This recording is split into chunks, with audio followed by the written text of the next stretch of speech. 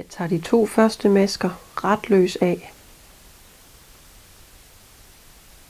Så strikker jeg en ret, og så løfter jeg begge masker over den jeg lige har strikket.